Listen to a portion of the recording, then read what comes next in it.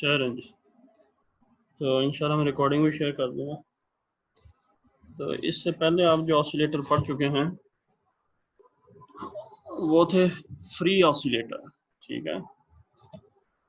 Simple harmonic oscillator आपने पढ़ा, जो कि अनडैम्प्ड हार्मोनिक ऑसिलेटर था, ठीक है। उसके बाद आपने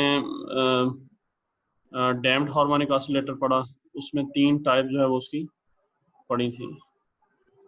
अंडर डैम्प था, ओवर डैम्प था और क्रिटिकल डैम्प था, जिसमें हमने कहा था कि अंडर डैम्प को हम थोड़ा तफसीली स्टडी करेंगे और उसे हमने किया भी। यानी आप अगर किसी सिस्टम पे एक फोर्स अप्लाई करते हैं इनिशियली, तो उसके बाद वो ऑसिलेट करना स्टार्ट कर देता है और with the passage of time जो है उसकी जो ऑसिलेशन है वो डाई आउट कर जाती है। यानी डिके होता है ऑसिलेशन का और वो एक्सपोनेंशियली होता है, ठीक है। इन केस ऑफ हमने देखा था कि एक्सपोनेंशियली एंड साइनोसाइडली, यानी साइनोसाइडल ग्राफ भी उसका बन रहा है और डिके जो हो रहा है एक्सपोनेंशियली हो रहा है। किस केस में? जो हमने वो केस पढ़ा था अंडर डैम्प, ठीक है। अब हम पढ़े हैं फोर्स्ड या ड्रिवन हार्मोनिक ऑसिलेटर। फोर्स या ड्रिवन हार्मोनिक ऑसिलेटर का मेरे ख्याल में थोड़ा सा शायद एक्सप्लेन किया था कि force and driven harmonic oscillator का मतलब ये है कि अगर आप किसी भी ऑसिलेटरी बॉडी को ऑसिलेट करवाते हैं, ठीक है। ऑसिलेट करने का मतलब है कि आपने इनिशियली उस पर एक फोर्स अप्लाई की, फोर्स अप्लाई करके उसे एक डिस्प्लेसमेंट एक्स तक जो है वो खींच कर ले गए। उसके बाद जब आप उसे आप छोड़ेंगे तो it will start oscillation between the two extreme positions, यानी एक ये एक्स हो गया, एक्स नॉट, और एक जो है इधर होगा एक्स नॉट। इन दो पोजीशन के दरमियान ये ऑसिलेट करना स्टार्ट कर देगा। लेकिन टाइम के साथ साथ इसकी ऑसिलेशन इनिशियली जो थी वो उसकी पोजीशन ये थी, फिर उसकी पोजीशन जो है वो ये होती जाएगी और कम होते होते अल्टीमेटली जो है वो डाई आउट कर जाएगी, ख़त्म हो जाएगी। लेकिन अगर आप उसको उसकी जो ऑसिलेशन है या वो जिस नेचुरल फ्रीक्वेंसी ओमेगा से, ओमेगा नॉट आप कह लें, ठीक है, उससे वो जो ऑसिलेट कर रहा है, तो इसका मतलब ये है कि ये ऑसिलेशन जो है, एक मिनट ठहर जाए, ये ठीक है, ओमेगा नॉट ये एक नेचुरल फ्रीक्वेंसी से मूव करता है जब आप उसको फ्रीली ऑसिलेट करवा रहे होते हैं। लेकिन अगर आप इस पे एक और फोर्स लगाने लग जाएं, फोर्स कौन सी फोर्स? एक periodic force which is equal to F naught sine of omega t. ये साइन ओमेगा टी का मकसद ये है कि फोर्स जो है वो पीरियोडिक है, यानी ये बॉडी जो है मूव करती हुई जैसे ही इधर पहुंचती है, इस जगह पर आती है, या आप इधर से जो है एक इसको पुश लगा देते हैं हाथ से, ठीक है। हाथ से आप इसको पुश लगा देते हैं, यानी ये वाली फोर्स जो है आप उस पर पीरियोडिकली अप्लाई करते हैं। ये इस एक्सट्रीम पोजीशन में पहुंचता है, आप उसको एक फोर्स लगा देते हैं, ये फिर इधर चला जाता है, ये फिर इधर आता है, आप फिर इसको एक फोर्स लगा देते हैं, ये फिर जो है वो दूसरे एक्सट्रीम पे जाता है। इट्स मीन कि अब अल्टीमेटली क्या होता है कि ये अपनी इस नेचुरल फ्रीक्वेंसी से मूव करने के बजाय, यानी इनिशियली ये नेचुरल फ्रीक्वेंसी से मूव करता है, but this natural frequency decreases and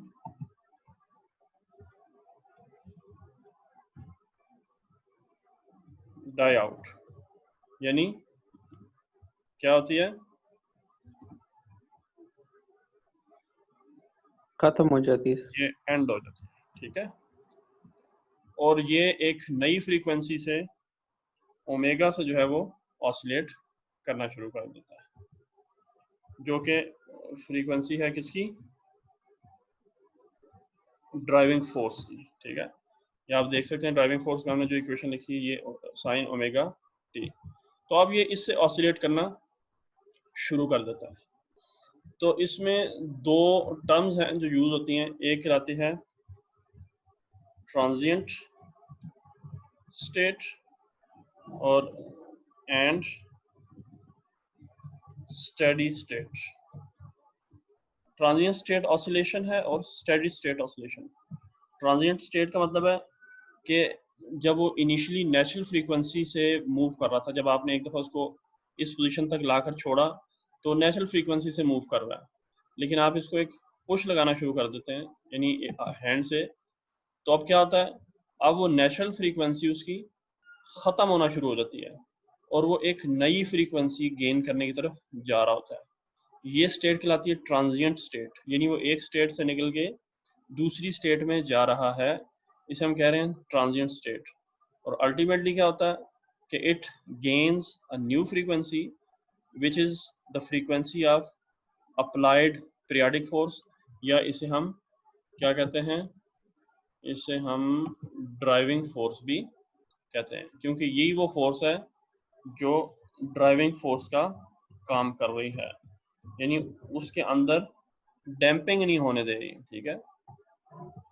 उसकी उसकी नेचुरल फ्रीक्वेंसी जो है वो तो डैम्प कर गई, लेकिन उसमें नई फ्रीक्वेंसी ओमेगा आ गई। लेकिन हर सिस्टम की अपनी एक नेचुरल फ्रीक्वेंसी होती है, तो इसकी भी अपनी नेचुरल फ्रीक्वेंसी थी। अब उसको आप एक ड्राइविंग फ्रीक्वेंसी से जो है वो मूव करवाना आपने शुरू कर दिया।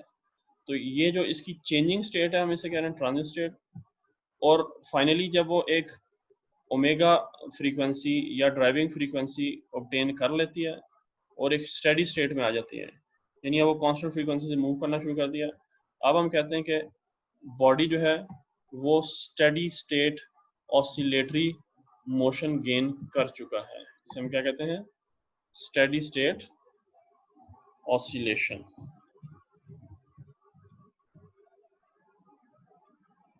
ठीक है जी। तो अब जो इसमें हमने स्टडी करना है वो हमने ये देखना है कि इसमें कितनी फोर्सेस लग रही हैं, ठीक है। यहाँ तक तो आपको क्लियर होगी, एक ट्रांजिट स्टेट है और स्टेडी स्टेट को हमने यहाँ डिस्कस किया कि वो क्या है। अब इसी के दौरान आप देखें इसमें जो फोर्सेस लग रही हैं वो कौन कौन सी हैं। सबसे पहले आपने जब इसे इधर से खींच कर इसकी मीन पोजीशन से एक्सट्रीम पोजीशन तक लेकर आए तो इसके अंदर एक रीस्टोरिंग फोर्स जो है वो आ गई। जाहिर बात है रीस्टोरिंग फोर्स आएगी तब ये दोबारा मीन पोजीशन की तरफ मूव करेगा। और रीस्टोरिंग फोर्स जो है वो क्या होती है, ऑपोजिट टू डिस्प्लेसमेंट। ये आप पढ़ चुके हैं, F is equal to minus k x, ठीक है। रिस्टोरिंग फोर्स क्या होती है, हमेशा डिस्प्लेसमेंट के ऑपोजिट होती है। F is equal to minus k x, minus sign ये शो करता है कि direction is opposite to the displacement. और हमेशा आप डिस्प्लेस देखें कर रहे हैं इसे ये इस तरफ, और जो रिस्टोरिंग फोर्स है उसकी डायरेक्शन मीन पोजीशन की तरफ होती है। इसके अलावा इस पे जो फोर्स लग रही है वो है डैम्पिंग फोर्स। ज़रा डैम्पिंग पैरामीटर्स भी बीच में मौजूद हैं, उसे हम सिर्फ हमने इनिशियली निगलेक्ट किया था सिंपल हार्मोनिक मोशन को जब एक जनरली स्टडी कर रहे थे, लेकिन अभी हम निगलेक्ट नहीं कर रहे। डैम्पिंग फोर्स भी बीच में मौजूद है। और डैम्पिंग फोर्स जो है ये हमेशा किसको अपोज करती है, ऑपोजिट टू द मोशन, यानी जिस डायरेक्शन में बॉडी मूव कर रही है अगर वो इससे इस तरफ जा रही है क्लॉकवाइज तो डैम्पिंग फोर्स एंटी क्लॉकवाइज होगी। अगर मोशन जो है एंटी क्लॉकवाइज है तो डैम्पिंग फोर्स जो है वो क्लॉकवाइज होगी। ये हमेशा ऑपोजिट टू द मोशन होते हैं। और तीसरी फोर्स जो आप लगा रहे हैं वो एक्सटर्नल फोर्स है, जिसे आप ड्राइविंग फोर्स भी कह रहे हैं या वो एक पीरियोडिक फोर्स भी है। ठीक है, पीरियोडिक फोर्स होगी तब भी वो एक फ्रीक्वेंसी उसको प्रोवाइड कर सकेगी कि पीरियोडिकली लग रही है, तो अब बॉडी जो है वो उस पीरियोडिक फोर्स की या ड्राइविंग फोर्स की फ्रीक्वेंसी से ऑसिलेट करना शुरू कर देगा। तो इट्स मीन कि अब इस पे ये तीन किस्म की फोर्सेस अप्लाई हो रही हैं। ठीक है, इससे पहले वाला जो सिस्टम था, सबसे पहले में जो बिल्कुल इनिशियली सिंपल हार्मोनिक मोशन था, उसमें सिंपल आपके पास ये वाली फोर्स थी। जब आपने डैम्पिंग को जिक्र किया, यानी आपका डैम्प्ड ऑसिलेटर जो आया था, डैम्प्ड ऑसिलेटर, उसमें आपके पास ये दूसरी टर्म भी आ गई थी डैम्पिंग की। अब आपके पास तीसरी टर्म भी आ जाएगी जब आप ड्रिवन ऑसिलेटर की या फोर्स्ड ऑसिलेटर की बात कर रहे हैं। ठीक है, सिंपल हार्मोनिक मोशन में आपके पास सिर्फ ये एक टर्म थी, उसके बाद आपके पास ये दूसरी टर्म भी आ गई। ड्रिवन ऑसिलेटर के इसमें आपके पास ये तीसरी टर्म भी आ जाएगी। ठीक है, तो अब ये हम जाते हैं इसी लेक्चर की तरफ।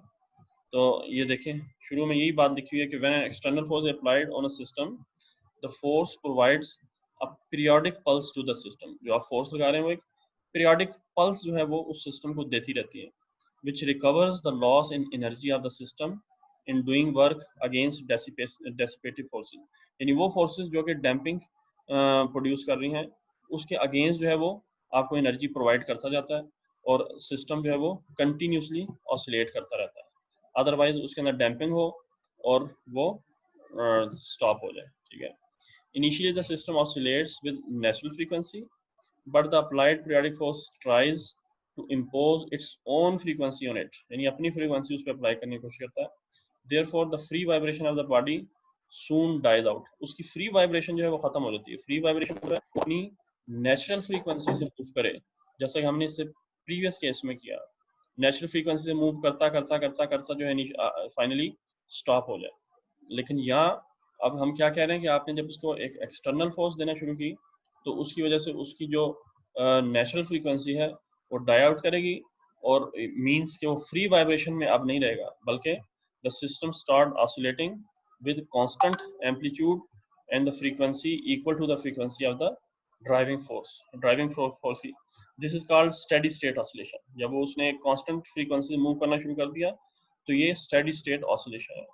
The oscillatory system is used to be in transit state, is said to be in transit state when oscillating with a frequency different from natural frequency or the frequency of driving force। यानी driving force और natural frequency से different किसी frequency से अगर वो move कर रहा है। देखें, शुरू में वो नेचुरल फ्रीक्वेंसी था, लेकिन जब आपने उसे ड्राइविंग फोर्स देना शुरू की, तो इनिशियली ना वो फिर नेचुरल फ्रीक्वेंसी में रहता है, ना वो ड्राइविंग फ्रीक्वेंसी के मोड में होता है, बल्कि वो एक ट्रांजिशन मोड में चल रहा होता है, जिसे हम फिर क्या कहेंगे कि अब इसकी स्टेट जो है ट्रांजिएंट स्टेट है। तो the applied force is called driver, यानी आप जो फोर्स दे रहे हैं उसे ड्राइवर कह रहे हैं या driving force. And the system which execute force vibration is called the force और ड्रिवन हार्मोनिक ऑसिलेटर। ये हमने वहाँ अभी देख लिया। तो अब इस पे तीन किस्म की फोर्सेस लग रही हैं। अब हम इसके मैथमेटिकल स्टेप्स की तरफ जाएंगे और फाइनल रिजल्ट जो है, तो काफ़ी लंबा ये टॉपिक है, इसका कुछ पोर्शन हम नेक्स्ट क्लास में भी करेंगे। तो a mass executing the force harmonic oscillation is under the action of three forces। ठीक है, थ्री फोर्सेस लग रही होंगी। Linear restoring force minus k x के बराबर है। डैम्पिंग फोर्स जो है वो लैम्डा और first derivative of the displacement के मल्टीपल के बराबर है, ये भी आप पढ़ चुके हुए हैं। और एक्सटर्नल फोर्स जो लग रही है वो एक पीरियोडिक फोर्स है। ठीक, तो किसी की F is equal to F naught sine of omega t, where F naught is the maximum force. बिल्कुल इसी तरह जैसे आप क्या लिखते हैं, x is equal to x naught sine omega t. तो इंस्टेंटेनियस फोर्स जो है वो किसके इक्वल है, maximum force multiply by sine omega t. Sine हमें ये बता रहा है कि ये फोर्स जो है वो आपकी पीरियोडिक फोर्स है। ठीक है, और ये जो लीनियर रिस्टोरिंग फोर्स है अपोजिट टू डिस्प्लेसमेंट है, damping force opposite to the motion है। और ये जो थर्ड केस है, इसमें F naught is the amplitude of the driving force, या आप कह सकते हैं maximum force, and omega is the angular frequency of the driving force. तो टोटल फोर्स क्या बनेगी, इन तीनों फोर्सेस को ऐड करते हैं तो आपके पास टोटल फोर्स आ जाएगी जो कि इस सिस्टम पे लग रही है। तो एफ इजिकल minus k x minus gamma d x upon d t और F naught sine omega t. इसको अगर आप ये फोर्स देखें, ये फोर्स जो है सेकंड लॉ ऑफ मोशन से कैसे निकलेगी, force is equal to mass into acceleration. तो मास और एक्सेलरेशन ये जो है डिफरेंशियल फॉर्म में जो है वो एक्सेलरेशन लिखा हुआ है is equal to minus k x, और ये सिंपली उसी तरह यहाँ आपने सिंपली क्या किया है, इस इक्वेशन को रीअरेंज किया। अब ये जो इक्वेशन आपके पास बन रही है ये इंपॉर्टेंट इक्वेशन है, इसको थोड़ा सा मजीद रीअरेंज करें कि ये जो डिफरेंशियल हैं उनको पहले, जो डेरिवेटिव्स वाले हैं टर्म्स उनको पहले लिख दिया, और जो विदाउट डेरिवेटिव उसको लास्ट में लिखा। अब इस m को भी यहाँ से ख़त्म करने के लिए सारी इक्वेशन को m से डिवाइड किया, तो ये आपके पास आ गया gamma upon m, k upon m और F naught upon m। Gamma upon m जो है वो आप पहले भी पढ़ चुके हैं प्रीवियस केस में भी, कि जब आपने डैम्पिंग को करना शुरू किया था, gamma upon m is equal to 2 beta. ठीक है, ये मैंने आपसे कहा भी था कि 2 को आप ज़रा फाइंड आउट करेंगे, 2 क्यों, खाली बीटा क्यों नहीं लगाया। तो 2 जो है वो भी एक मैथमेटिकल लॉजिक थी आगे उसको सॉल्व करने के लिए। ठीक है, तो गैमा अपॉन m जो है वो 2 बीटा के इक्वल था, के अपॉन m जो था वो ओमेगा नॉट स्क्वायर के इक्वल था, और एफ नॉट अपॉन m को हम एफ नॉट लिख देते हैं। अगर आप बेसिकली देखें तो एफ ओवर m, ये एफ नॉट क्या है, मैक्सिमम फोर्स है, और m जो है वो मास ऑफ द बॉडी है। तो एफ ओवर m असल में ये भी एक्सेलरेशन ही होता है, तो एफ नॉट एक्सेलरेशन है। ठीक है, मैक्सिमम एक्सेलरेशन आप कह सकते हैं, इसे हमने एफ नॉट से, एफ इजिकल टू m में, और acceleration is equal to F upon m। तो ये असल में एक्सेलरेशन है उस बॉडी का जब वो मूव करना स्टार्ट कर देती है ड्राइविंग फोर्स की फ्रीक्वेंसी से। तो अब आप देखें आपके पास जो इक्वेशन बनी ये इंपॉर्टेंट इक्वेशन है। इस इक्वेशन को ज़रा ये पिछले केस वाली इक्वेशन से कंपेयर करें, वो ये है, देखें ये है फर्स्ट सेकेंड ऑर्डर डेरिवेटिव, ये फर्स्ट ऑर्डर डेरिवेटिव, ये जो है आपके पास इसमें कोई डेरिवेटिव की फॉर्म नहीं है, is equal to some function, यानी ये डिफरेंशियल इक्वेशन जो है वो इक्वल टू सम फंक्शन है, जबकि इससे पहले जो आपने डैम्पिंग वाला पढ़ा था उसमें आपके पास इक्वेशन ये आई थी, देखें सेकेंड ऑर्डर डिफरेंशियल था, फर्स्ट ऑर्डर और without derivative equal to zero, mean ये इक्वेशन थी जिसे हमने कहा था कि linear second order homogeneous differential equation है। ये होमोजीनियस ही, जब भी ये second order differential equation zero के इक्वल हो इसे हम होमोजीनियस इक्वेशन कहते हैं, और जब ये किसी फंक्शन के इक्वल हो, अब देखें यहाँ नॉट इक्वल टू जीरो है, ये कहलाती है नॉन होमोजीनियस डिफरेंशियल इक्वेशन। अब जितनी भी डिफरेंशियल इक्वेशन है, चाहे वो लीनियर डिफरेंशियल इक्वेशन है, ordinary second order differential equation है, linear second order differential equation है, और linear second order differential homogeneous differential equation है, हर डिफरेंशियल इक्वेशन जो है उसका कोई ना कोई सोल्यूशन होता है, और उसका सोल्यूशन जो है वो उस सिस्टम को एक्सप्लेन करता है कि वो सिस्टम जो है फ्यूचर में किस तरह वो एक्ट करेगा, या पास्ट में वो किस तरह एक्ट कर रहा था। यहाँ हमारे पास सिस्टम क्या है, यहाँ हमारे पास सिस्टम ऑसिलेटरी बॉडी का है, यानी अब ये डिफरेंशियल इक्वेशन जो है ये बेसिकली इस फोर्स हार्मोनिक ऑसिलेटर जो है उसकी इक्वेशन ऑफ मोशन है, बिल्कुल इसी तरह जैसे ये डैम्ड हार्मोनिक ऑसिलेटर की इक्वेशन ऑफ मोशन थी।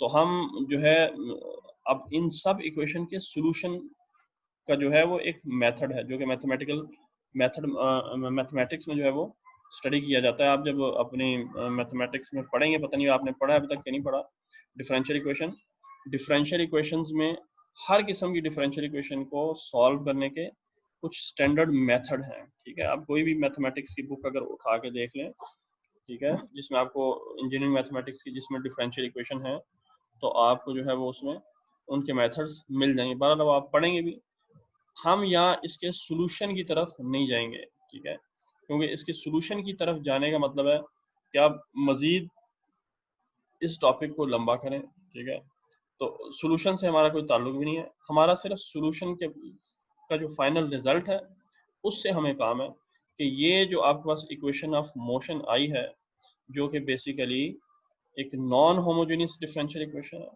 और है किसकी इक्वेशन ऑफ मोशन? एक फोर्स्ड हार्मोनिक ऑसिलेटर की डिफरेंशियल इक्वेशन है। तो इसका सोल्यूशन आप देखें, ये जो फोर्स हार्मोनिक ऑसिलेटर है ये भी पीरियोडिकली मूव कर रहा है।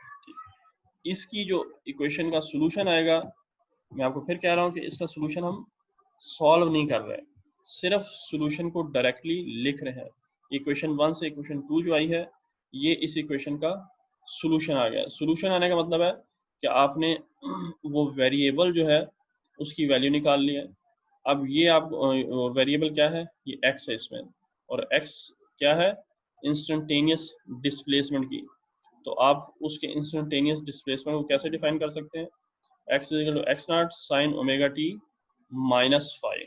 ठीक है, तो इस इक्वेशन का सोल्यूशन वो ये है, जो कि ये आपको प्रिडिक्ट कर रहा है कि बॉडी जो है वो साइनोसाइडली पीरियोडिकली मूव कर रही है।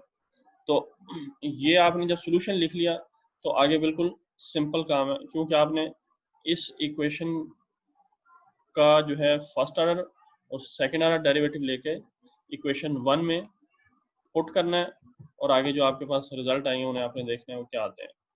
तो इस x को आप डिफ्रेंशिएट करें, फर्स्ट ऑर्डर डिफरेंशियल इसका ये निकल आएगा x naught omega cos omega t minus five, और इसका सेकेंड ऑर्डर डिफरेंशियल जो है वो ये निकल आएगा कॉस का, क्योंकि माइनस होता है साइन, इसलिए इधर माइनस आ गया। अब इनको इक्वेशन 1 आपके पास ये बन जाएंगी। ठीक है, इस इक्वेशन 1 में ये मीटिंग खत्म होगी तो फिर मैं दोबारा जो है वो कनेक्ट करता हूँ। तो आपके पास जब इन तमाम वैल्यूज को इसमें पुट करेंगे इक्वेशन नंबर 1 में, तो D square x upon D T square की जगह आ जाएगा x naught omega square minus sign omega t minus five. ठीक है, और जो फर्स्ट ऑर्डर डेरिवेटिव था उसकी जगह ये वैल्यू आ गई, और जो विदाउट डेरिवेटिव था उसकी जगह ये वैल्यू आ गई, और इस साइड पे फंक्शन जो था वो आपने इसी तरह लिख दिया। अब आगे जो है वो थोड़ा सा आपने इक्वेशन में चेंज करनी है, और चेंज कैसी होगी? एक लॉजिकल चेंज होगी, और उसका मकसद क्या होगा कि आप अपनी इक्वेशन को अपनी रिक्वायरमेंट के मुताबिक रिजल्ट तक पहुंचा सकें। ठीक है, तो आप ये देखें कि इक्वल के इस साइड पे इक्वेशन को मैं नहीं छेड़ा, लेफ्ट साइड पे ये उसी तरह, राइट साइड पे जो फंक्शन था F naught sine omega T, वो किसके इक्वल आपने कर दिया? F naught sine omega t minus five plus five.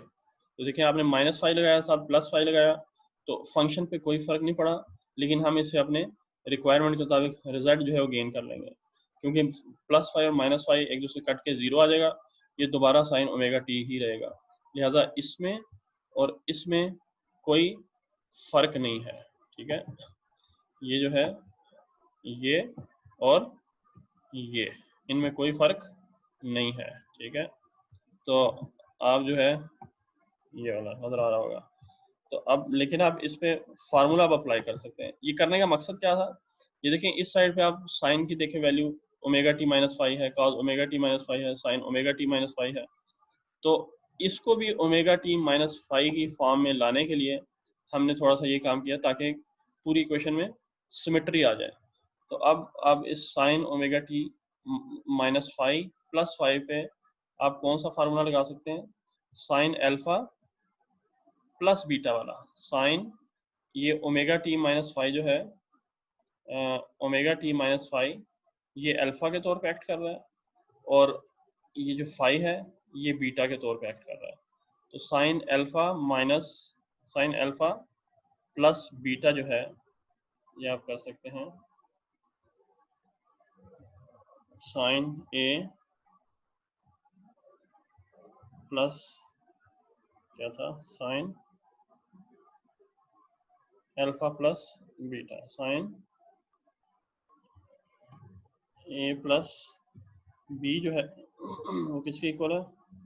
Sign A cos B plus cos A sine B, इसके इक्वल है। ठीक है जी, ये फार्मूला हमने यहाँ अप्लाई कर दिया। ये sign A cos B plus cos A sine B. ए जो है वो आपके पास ओमेगा टी माइनस फाइव है और बी जो है वो सिंपली फाइव है, और ये कॉज बी साइन ए। ठीक, आवाज़ आ रही है कि नहीं आ रही?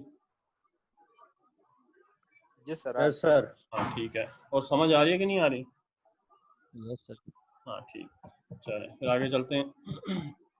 यानी आप सिर्फ इसकी राइट हैंड को अभी ज़रा छेड़ें। अब देखो इस पूरी इक्वेशन में आपके पास जो टर्म्स आई हैं वो साइन ओमेगा टी। अब इस साइड लेफ्ट और राइट साइड पे देखें। राइट साइड पे पहले देख लें, ये cos omega t minus five sine omega t minus five. इस साइड पे भी sign omega t minus five cos omega t minus five sine omega t minus five की टर्म में आपके पास इक्वेशन आ रही है। एंड वी नो दैट कि sign और कॉज कभी भी एक टाइम में मैक्सिमम नहीं होते, या तो साइन मैक्सिमम पे होगा या कॉज मैक्सिमम पे होगा। And when the sine is at maximum position means cos at minimum position, and when cos at maximum position sin will be at minimum position। तो यही चीज अब हम यहाँ अप्लाई कर रहे हैं। तो आप बॉडी को भी देखें, बॉडी भी जो है वो साइन और कॉज में मूव कर रही है, मैक्सिमम और मिनिमम की तरफ जा रही है। तो अगर आप यहाँ sign omega t minus five को जीरो के इक्वल रख देते हैं, इस पूरी क्वेश्चन में sign omega t minus five को जीरो के इक्वल रख देते हैं, ये पूरी इक्वेशन जो है इसका मतलब है ये जीरो हो जाएगा, ये sine omega t minus five zero हो जाएगा, और ये sine omega t minus five zero हो जाएगा। इसके साथ पूरी टर्म जो है ज़रा जीरो से मल्टीप्लाई होकर जीरो हो जाएगी। और काज पे क्या फ़र्क पड़ेगा? When sine omega t minus five is equal to zero it's mean cos omega t minus five is maximum. देखिए आपके पास साइन भी आ रहा है, कॉज भी आ रहा है इस टर्म में। इसका मतलब है कि साइन और कॉज हैं, और साइन और कॉज कभी भी एक साथ मूव नहीं कर रहे होते हैं, आगे पीछे जो है वो जा रहे होते हैं। इनका एक लैग कर रहा था, एक लीड कर रहा होता है, और एक मैक्सिमम पे है तो दूसरा मिनिमम पे, एक मिनिमम पे तो दूसरा मैक्सिमम पे। तो आपने जब साइन को कहा कि ये जीरो है तो इट्स मीन कॉज वाली टर्म जो है वो मैक्सिमम पे होगी, और कॉज वाली टर्म मैक्सिमम होने का मतलब है कि इसका रिजल्ट जो है वो वन आएगा। कॉज वाली टर्म मैक्सिमम होने का मतलब कि इसका रिजल्ट मैक्सिमम। तो जब आप उस इक्वेशन को सॉल्व करेंगे, यानी इक्वेशन को, ये वाली इक्वेशन है ठीक, ये जो आपके पास आई थी, इसमें देखें आपके पास ये टर्म जीरो हो जाएगी, और कॉज वाली टर्म जो है ये वन हो जाएगी, ये साइन वाली टर्म ज़ीरो हो गई, ये साइन वाली टर्म आपके पास ज़ीरो हो गई, और ये कॉज वाली टर्म आपके पास वन हो गई। इसमें जब इन वैल्यूज़ को पुट करेंगे यानी ज़ीरो और वन को, तो आपके पास बड़ा सिंप्लीफाइड सा रिजल्ट आ जाएगा, which is two beta x naught omega is equal to F naught sine five.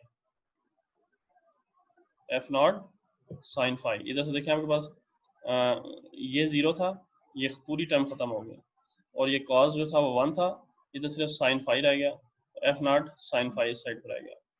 इधर अगर आप देखें ये वाली टर्म आपके पास पूरी ज़ीरो हो गई, ये वाली टर्म भी पूरी ज़ीरो हो गई, ये सिर्फ आपके पास रह गई cos omega t minus five, ये वन के इक्वल है, तो खाली टू बीटा एक्स नॉट आपके पास इधर बच गया। तो आप यहाँ देखें two beta x naught omega और F naught sine five. And similarly अगर हम कॉज ओमेगा टी को कहें कि ये ज़ीरो है, इसका मतलब ये है कि sign omega t minus five जो है वो क्या होगा? मैक्सिमम होगा। मैक्सिमम का मतलब कि इक्वल टू वन है।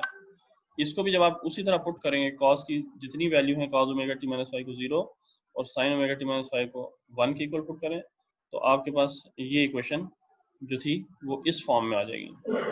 पहले यहाँ एफ नॉट साइन फाइव आया था, अब F not cos five right side पर आएगा। और ये अरेंज करें तो आपके पास ये इक्वेशन 3 और इक्वेशन 4 जो कि इम्पोर्टेंट इक्वेशन है ये आ गई हैं। अब हम इस पे थोड़ा सा मैथमेटिकल ऑपरेशन जो है वो परफॉर्म करेंगे इक्वेशन 3 और इक्वेशन 4 पर। एक बार आपने इन दोनों को डिवाइड किया, इन दोनों को जब आप डिवाइड करेंगे इक्वेशन 3 और 4 को, देखें एक साइन वाली है एक कॉज वाली, तो साइन और कॉज को आप डिवाइड करें और इसकी लेफ्ट हैंड साइड भी जो है वो भी डिवाइड कर दें। तो ये एफ नॉट कैंसिल, साइन और कॉस से आपको टेंजेंट मिल गया और इधर से आपने एक्स नॉट कॉमन ले लिया, ठीक है। एक्स नॉट से एक्स नॉट कैंसिल, सिंपल आपके पास tangent phi 2 beta omega omega naught square minus tangent